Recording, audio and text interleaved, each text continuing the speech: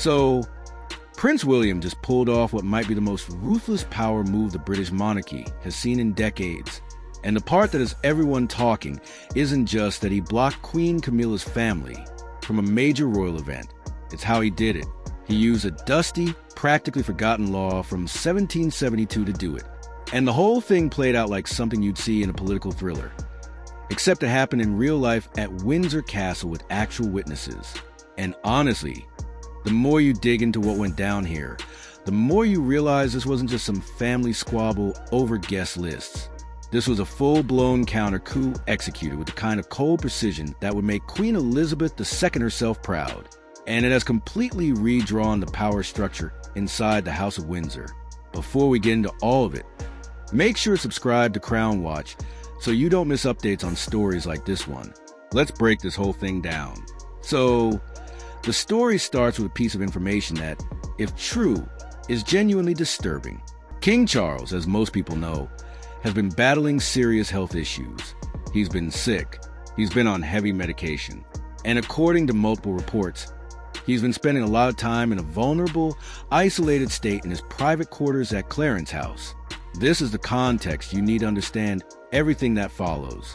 During one of these periods where the king was by all accounts heavily medicated and not fully in control of his faculties, Queen Camilla allegedly came to his bedside with a prepared document, not a casual request, not a conversation, a formal legally worded dossier bound in red leather that laid out a very specific plan. She wanted her children from her first marriage, Tom Parker B.S. and Laura Lopez, along with her grandchildren, to be officially elevated into the ranks of the British nobility. We're talking formal titles, guaranteed spots at all ceremonial events, and the right to be addressed with honors, typically 2 minutes reserved for people of royal blood. This was a direct attempt to graft her own family onto the institution to make the Parker Bowles name a permanent part of the monarchy's future. Now, right away there's a problem with how this supposedly went down. And it's the kind of problem that makes you go, wait, what? If this was a legitimate request, if this was something that could withstand any kind of scrutiny, there would have been a process. Constitutional lawyers would have been consulted. Privy counselors would have debated it. There would have been discussions with the heir to the throne. None of that happened. Instead, according to these reports, Camilla bypassed every single proper channel and went directly to a sick man who was isolated and on painkillers.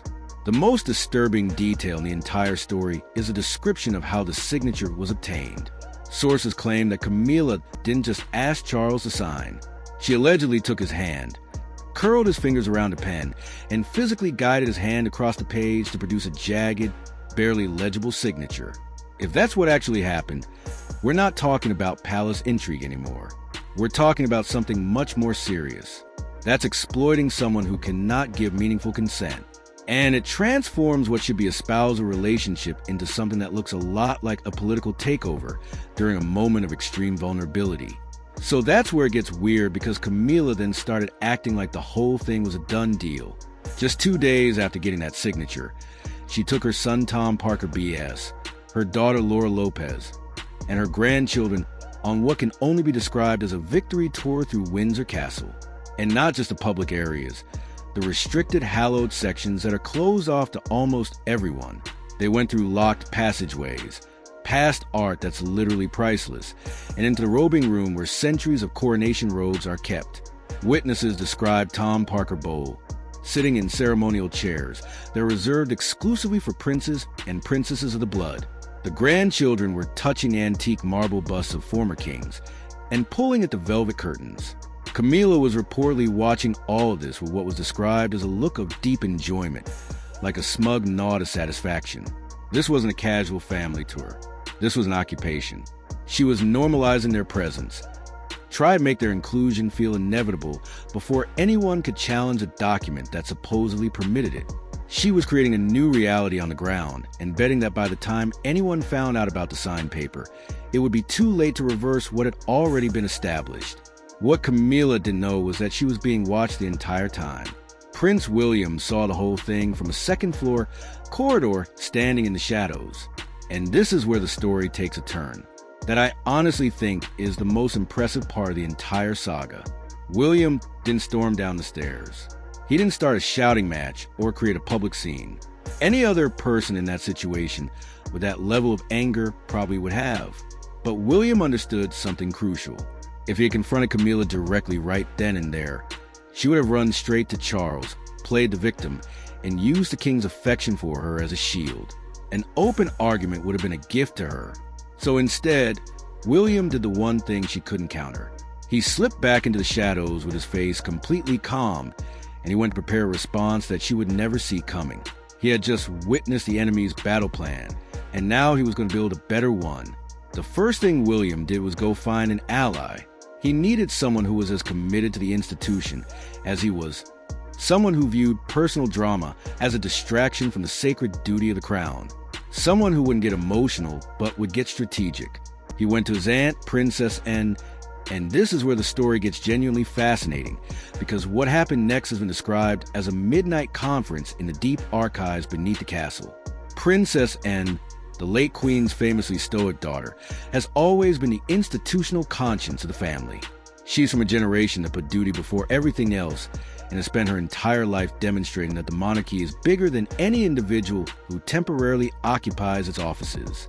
The fact that William went to her signals that this wasn't about personal grievance. This was about defending the crown itself. They weren't there to vent.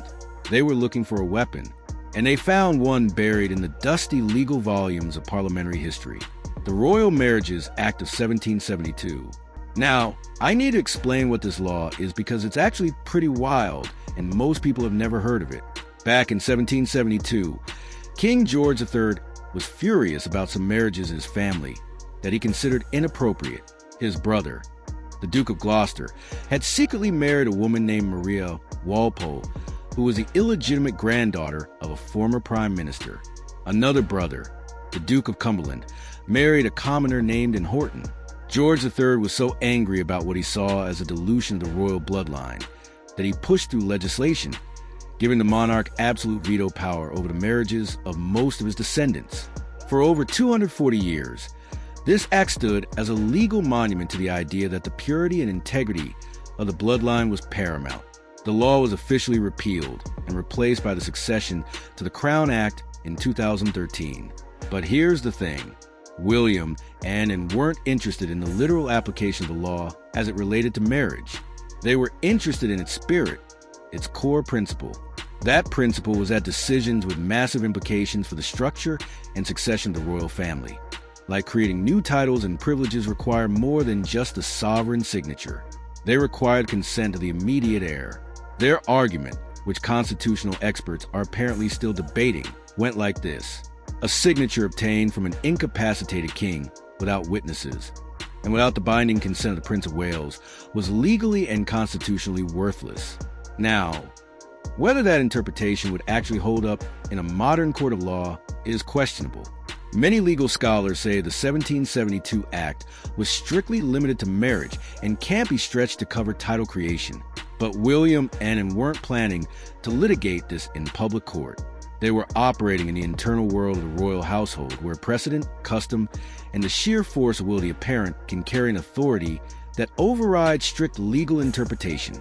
They had their legal grounding, or at least enough of one to work with, and now they needed to execute. What followed was a palace-wide operation that can only be described as a complete lockdown. William and Anne launched a surveillance and enforcement campaign with military precision that reportedly stunned even seasoned palace staff. They built a network of loyal personnel, including guard from the Welsh Regiment, a unit with close personal ties to the Prince of Wales. These guards became their eyes and ears. Queen Camilla was placed under quiet but comprehensive surveillance. Her movements were watched. Everyone who entered her private chambers was logged. Every key borrowed from the palace master was recorded. The goal was to anticipate and physically prevent any attempt to enact a supposed royal decree she was carrying around in that red dossier. The specific flashpoint turned out to be gala passes for an upcoming international royal ceremony. And I need to explain why these passes matter, because on the surface it sounds like a small thing, but in the world of the monarchy, these objects are everything. These aren't paper tickets. They're gold-plated metal credentials, each with a unique security code that grants entry to the most exclusive royal events on the planet. If you have one, You are officially part of the inner circle." Camilla had submitted a list of names to the palace management office, her children, her grandchildren, confident that her red dossier constituted a 10 minutes unshakable royal mandate. She was already discussing with her daughter what jewelry they would wear, how they would present themselves to the global media, the debut of the new extended Parker BS branch of the royal family. She had fatally underestimated her opponents. When the request of the passes came through, Princess and was waiting, according to reports, and personally intercepted the request with the 1772 law book sitting on the table beside her. She ripped up every single pass that had the names Parker Bowles or Lopez on it, her face described as gloomy and icy. She locked the destroyed passes in a large iron box and gave a direct order. The guest list was to be immediately narrowed to exclude anyone who was not direct royal family or long-established nobility. The door was slammed shut.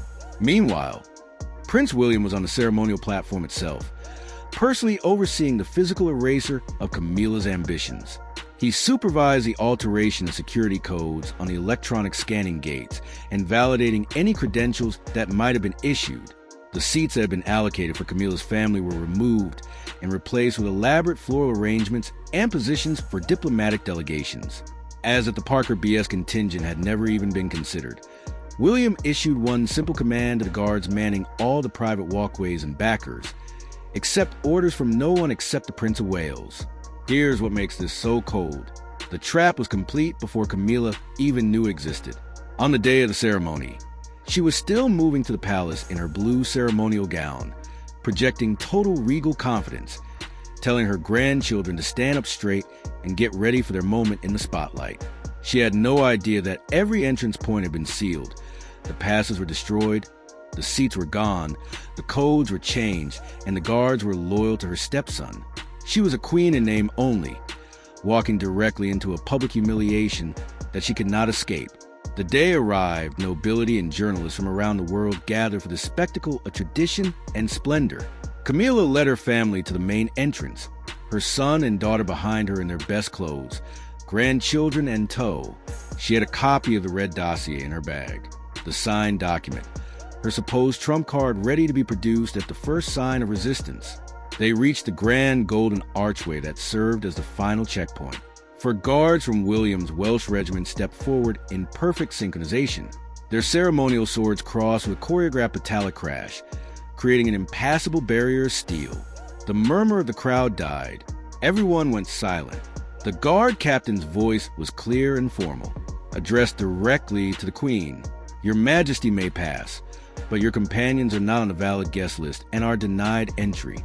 The public humiliation was immediate and devastating.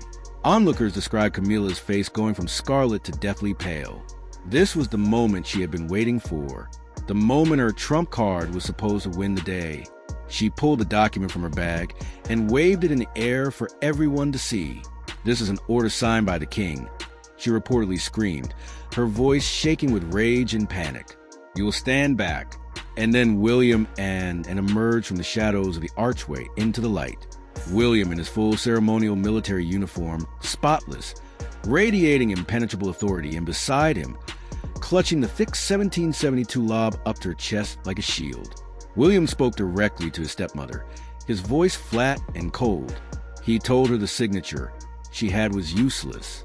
The precedent of the act he was invoking, he said, for all to hear, was that the integrity of the bloodline could not be altered by a paper sign when the sovereign was incapacitated and without the consent of his direct heir. Her family had been struck from the list. The checkmate was complete, but Camilla had one more move, and this is the moment that historians will be analyzing for decades. She turned away from William and rushed to her husband. King Charles had just been brought onto the platform in a wheelchair, looking fatigued, disoriented, and extremely fragile. She grabbed his hand and begged him to intervene to instruct William to back down, confirm that he'd signed the agreement, and granted her descendants titles and positions. The entire gathering held its breath. This was a test. Even weakened, the king's word was supposed to be final authority. And then King Charles said no. Not with words exactly, but with an action that was more devastating than any verbal condemnation could have been. He looked from his imploring wife to his determined son, and then he slowly, agonizingly withdrew his hand from Camilla's grip. He closed his eyes as if to shut out the entire painful scene and made a barely perceptible signal to his guard. The guard began pushing the wheelchair further on the platform, away from Camilla, away from the confrontation. The king turned his back on his wife completely. That silence was louder than any condemnation. It was an endorsement of William's methods, but it was a complete and total abandonment of Camilla. When forced to choose between his wife's ambitions and the institutional stability represented by his heir, Charles chose the institution, whether it was a sober recognition of her overreach, a weary capitulation to William's authority, or a dawning horror of how his vulnerability had been exploited. The result was the same. Camilla was left standing alone, her power shattered in front of the world. The aftermath was swift and brutal. Camilla stood motionless in shock. Her family was firmly but politely removed from the premises. Her son and daughter were led back down the main corridor past the murmuring nobles who had just witnessed their humiliation. Her grandchildren, their faces shielded from cameras, were evacuated from the royal grounds, in what can only be described as a final calculated insult. William had arranged for them to be collected by ordinary London taxis, a sharp reminder that they had been restored to the rank of commoners. As they were being taken away, Princess and reportedly walked over to where the red leather dossier had fallen to the floor. She picked it up, walked to a great ceremonial fireplace, and without a word tossed it into the flames. Every page of Camilla's dynastic ambitions, including the one with King Charles's jagged, barely legible signature, curled into ash and disappeared as the assembled guests watched. The purges that followed were comprehensive and permanent. Camilla's children and grandchildren were banned from entering any royal residence, a restriction that reports say will remain in place for the rest of Camilla's life. Their security clearances were revoked. Their names were erased from all future guest lists under Princess Anne's careful supervision. Even the small perks that Camilla had quietly granted them over the years, access to royal vehicles, use of private vacation homes, were systematically stripped away. They weren't just excluded from the event. They were erased from the institution entirely, denied any path to new titles or social participation in the aristocratic circles that had previously shown them interest. As for Camilla herself, the sanctions were even more severe. She was effectively placed under a form of house arrest in a secluded section of Clarence House. The same Welsh guards who had stopped her at the Golden Archway replaced her personal attendants, trailing her every movement with what reports describe as cold mechanical precision. She is now unable to communicate directly with her husband. She can only see him through the thick glass of the door to his medical room. She cannot approach him, cannot speak with him, cannot explain or justify her actions. The guard prevent any contact. King Charles, for his part, has reportedly retreated even further into himself. He never mentions Camilla's name or her children. He never asks about them. His condition has deteriorated to the point where he spends his days in isolation, apparently having accepted a new reality that William is now the only person capable of carrying the succession forward. The Prince of Wales now holds absolute authority within the palace. The 1772 law book has been returned to its place in the archives, but its most ruthless principles have been absorbed into William's standard operating procedure. He has demonstrated that he is willing to use every tool available: historical research, legal maneuvering, surveillance, and public humiliation to protect the legitimacy of the crown from what he perceives as internal threats. Through a campaign that was flawlessly executed, he eliminated what he saw as self-interested outsiders and reasserted the primacy of the bloodline. This wasn't just a significant moment for him personally. It was a fundamental shift in how power operates inside the monarchy. The public sees a family united and continuous. What this episode reveals is something entirely different. The internal reality of legal battles, nocturnal alliances, and cold, harsh calculations of survival. William and didn't just oppose Camilla. They viewed her as a threat to the entire system, and they removed her with horrifying efficiency.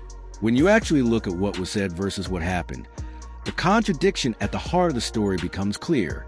Camilla presented herself as a queen consort, secured her family's future with the king's blessing. What actually happened was that she allegedly obtained a signature from a heavily medicated man, bypassed every constitutional process, and then tried to create facts on the ground before anyone could object. William and let her build her house of cards, then knocked it down in the most public way possible. The image of Camilla standing alone as her family was driven away in taxis, and her plans burned in a fireplace isn't just a dramatic moment. It's a conclusion of a power struggle that had been building for years. A new era has begun, and under this ascendant power, the iron gates of the palace have closed. They will not be opening again for anyone outside the bloodline. The message could not be clearer.